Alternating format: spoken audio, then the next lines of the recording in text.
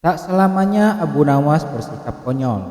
Kadang-kadang timbul kedalaman hatinya yang merupakan bukti kesucian dirinya. Bila sedang dalam kesempatan mengajar, ia akan memberikan jawaban-jawaban yang berbobot, sekalipun ia tetap menyampaikannya dengan ringan. Seorang murid Abu Nawas ada yang sering mengajukan macam-macam pertanyaan. Tak jarang ia juga mengomentari ucapan-ucapan Abu Nawas jika sedang memperbincangkan sesuatu. Ini terjadi saat Abu Nawas menerima 3 orang tamu yang mengajukan beberapa pertanyaan kepada Abu Nawas. Manakah yang lebih utama? Orang yang mengerjakan dosa-dosa besar atau orang yang mengerjakan dosa-dosa kecil? Ujar orang yang pertama.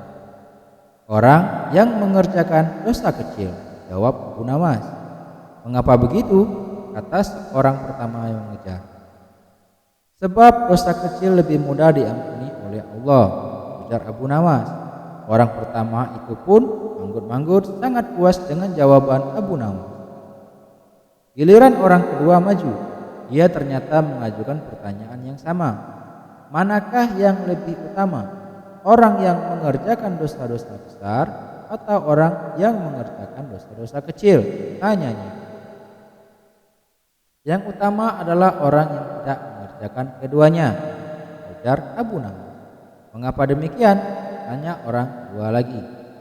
Dengan tidak mengerjakan keduanya, tentu pengampunan Allah tidak diperlukan lagi, ujar Abu Nawas santai. Orang kedua itu pun manggut-manggut menerima jawaban Abu Nawas dalam hatinya. Orang ketiga pun maju. Pertanyaan pun juga 100% sama. Manakah yang lebih utama? Orang yang mengerjakan dosa-dosa besar atau orang yang mengerjakan dosa-dosa kecil? Tanyanya. Orang yang mengerjakan dosa besar lebih utama, ujar Abu Nawas. Mengapa bisa begitu? Tanya orang ketiga itu lagi. Sebab pengampunan Allah kepada hambanya sebanding dengan besarnya dosa hambanya, ujar Abu Nawas kalem. Orang ketiga pun itu merasa argumen tersebut dengan merasa puas. Ketiga orang itu pun lalu beranjak pergi. Si murid yang suka bertanya kontan berujar mendengar kejadian itu. Mengapa pertanyaan yang sama bisa menghasilkan 3 jawaban yang berbeda? Katanya tidak mengerti. Abu Nawas tersenyum. Manusia itu terbagi atas 3 tingkatan. Tingkatan mata, tingkatan otak, dan tingkatan hati, jawab Abu Nawas. Apakah tingkatan mata itu? Tanya si murid.